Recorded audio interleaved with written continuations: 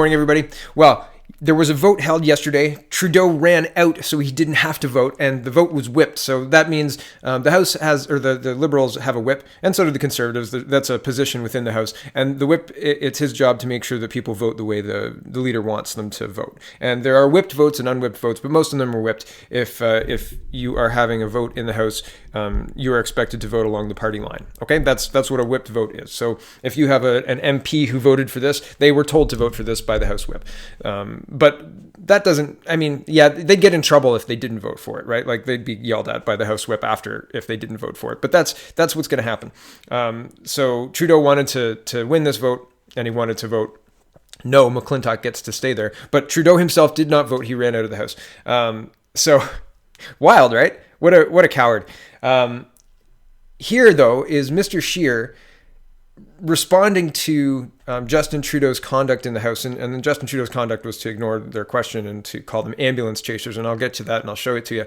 But here's why I don't think Scheer's the right guy to be prime minister right now. He comes out fiery, and I'm going to show you the fiery part. And then I'm going to tell you what the questions are. But two things. The media is the enemy of the Canadian people. The questions they ask, they're holding Scheer to account for asking such bad questions. They're saying that his questions lack decorum and that it was too graphic for the House. And by the end of the video, and you should go watch the video, I'm not going to show the full 5 minutes, but by the end of the video, Scheer's kind of in the weeds and lost, and the whole point of his fiery beginning is lost. And it's like, man, you have to supersede it. I mean, watch Trump in action. When he's asked a question and he has things to say, and Trump kind of meanders sometimes, but he has a point, and he's actually actively telling you. A good example is the Canadian question on NAFTA just before NAFTA went down, when he said, we don't like the representatives, we don't like Canada, how they've been negotiating, etc. He was totally in control in a way that Scheer here is not. And the media leads him away from the point by asking the questions about his decorum. And he falls for it. He goes with them and gets really in the weeds about it. Really. And I mean, it's frustrating to watch. But anyway, here's Scheer and being frustrated at the end of the vote. No, I got to tell you, I am so disgusted by the Prime Minister's last answer today. We had very specific questions about a horrific crime. And he answered my colleague's question, where he was given an opportunity to tell Canadians whether or not he would reverse this decision. And instead of doing that, he congratulated the NDP because he liked their questions better. That's ridiculous. If the details of this horrific case are so awful that the Prime Minister can't stand hearing them, then he should do the right thing and make sure that the killer is behind bars. Sir, there were 10 kids, about 10 or 11 and under, in the galleries hearing about death by claw hammers. Was that necessary? These are the types of details that you and every other journalist have put in your papers to inform the public about the nature of these crimes, because this person who perpetrated them is such a danger to our society. So when we are reading back the account of this, it is so that people understand that this isn't some offender who deserves a second chance. This is a person who took a child away after school, stood by, participated, and helped make sure that she met just a tragic end. And for the Prime Minister, for Justin Trudeau, to refuse to answer questions, to complain that he didn't like the way they were put, and then to congratulate the NDP because he liked their questions better, that's disgusting. And Canadian parents are rightly disgusted by this. The Prime Minister has the ability to reverse this decision, and he needs to tell Canadians why he's not doing so.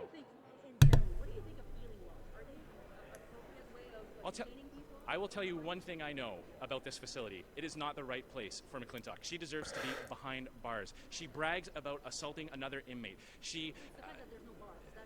It's the fact that she is now in a facility that, by all accounts, is a much higher quality of living, much higher standard of living, much more amenities and luxuries than the facility that she was in before. This is a facility where there are other children at various times. This is completely inappropriate. And when something like this is brought to the Prime Minister's attention, he doesn't just have the ability to act, he has the responsibility to act, and he's not doing so. Okay, and this is kind of where it goes off the rails a little bit, and Scheer gets frustrated because they keep going back to the decorum, the questions, and whatever.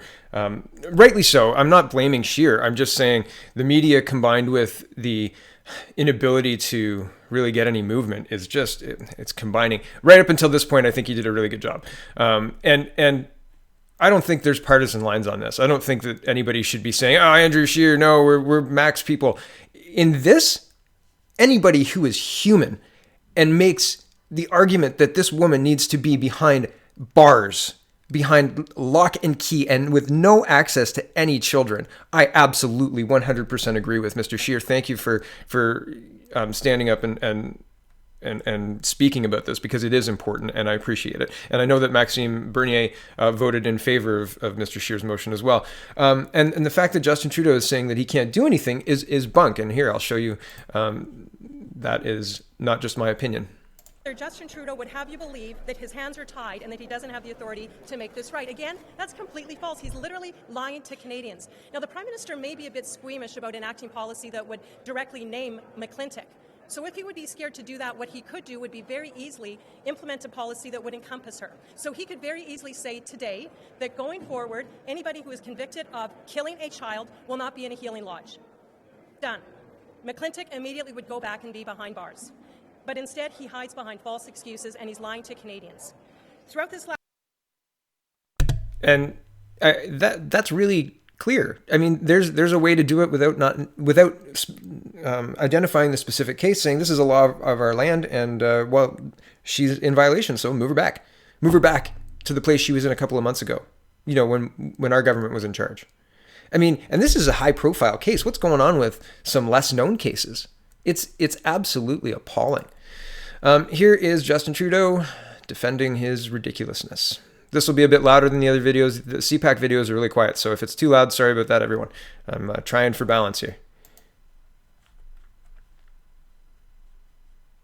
Mr. Speaker, Canadians continue to call on the Prime Minister to do the right thing and send Terry Lynn McClintock, the killer of 8-year-old Tory Stafford, back into prison. And while he and his public safety minister dither with this review and refuse to review the transfer that didn't occur in 2014, it occurred just a few months ago.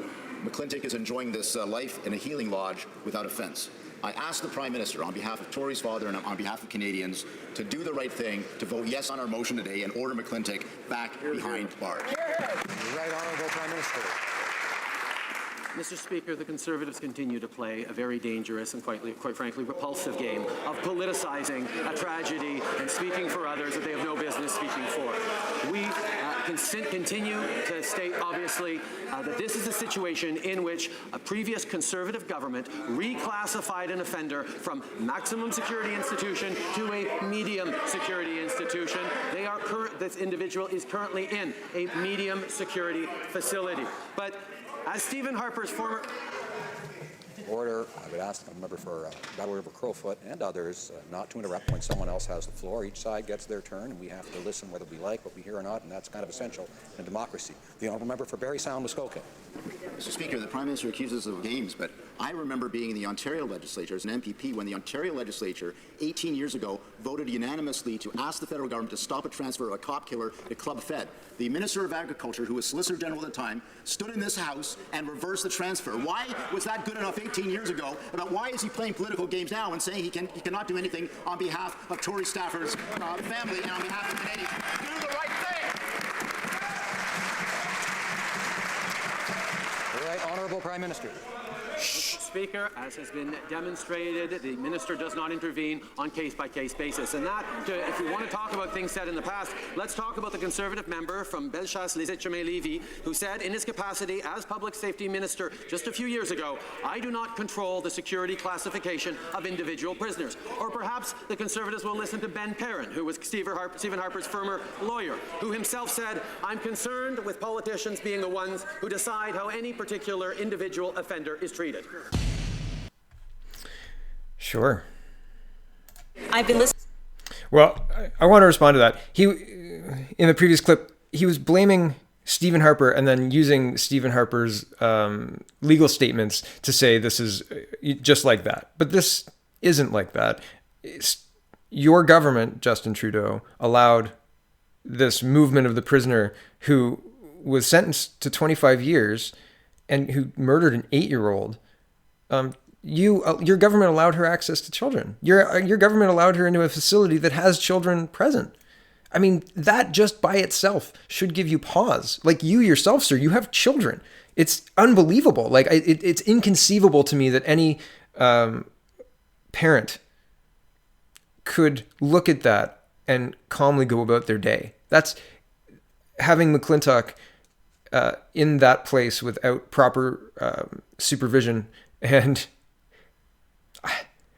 with access to children. Man, it just boggles the mind. Really, it does. And so this is Justin Trudeau calling the Tories ambulance chasing politicians.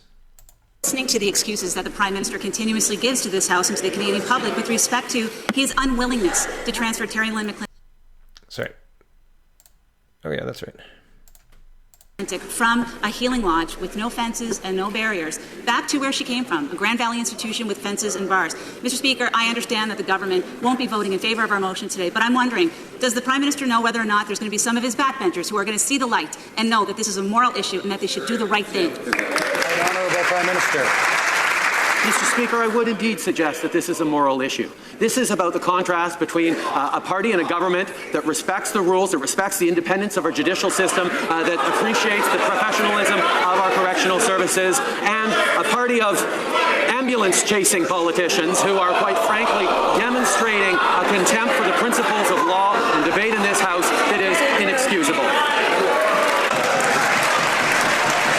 Mr. Speaker, at least the Prime Minister can show some kind of emotion, even though it's self-righteous indignation that we would actually question him on conditions as making sure that convicted killers of children are in appropriate institutions, both to protect the integrity of the system, of the justice system, but as well as to protect the public and any visitors within that institution. If he's blind to it, get out of the way and let us go back to government and get this right. I referred to them as a This is a problem with the video. I don't know. It comes back right around here. The House has gotten to a place where there is such use of terrible tragedies for political gain. It is something that I will always be clear to Canadians that I hope this House is better than. The Conservatives are terribly upset that I referred to them as practicing ambulance-chasing politics, but if they're upset, it's probably because it stings a bit. What an absolute... Well, I'll let you fill in the last word there, but wow, like that's our Prime Minister, guys, and he thinks that he's taking the high road on allowing a convicted child murderer to stay in an inappropriate placement. And somehow he thinks, what, Canadians are going to go with him on this? I really don't understand. Okay, in the previous clip as well, the Conservative gentleman, and I can't remember his name at the moment, was referring to prisoner transfer in 2000. So I went to look for it, and there is no news before, well, at least 2001 anyway. Nothing at all. Not in Google. So yeah, if you can't find it, did it happen? So I'd have to go to a library and look for newspapers around 2000 to find if the gentleman's statement was true that the Ontario legislature voted in favor of stopping a prisoner transfer and the current agriculture minister had something to do with it, etc. I was going to look into that and make it part of the story.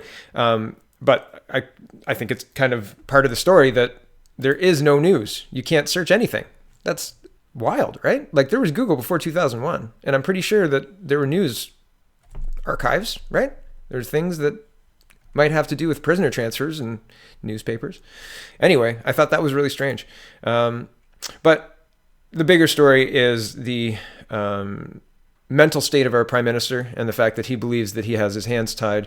The Tories have clearly, the PC party has clearly demonstrated that there's precedent 18 years ago that the federal government has intervened and life went on. And two, ensuring public safety is the government's job. And if a person like McClintock, who admitted to assaulting other inmates and who was capable of the awful, terrible things that she did to Tory Stafford, she should be behind bars. And that was the ruling in the court less than 10 years ago. So we're having this conversation. Why? Because this guy right here is completely incompetent. That's why. So, peoplespartyofcanada.ca. Let's get the grown-ups back in charge. Thanks for watching, everyone.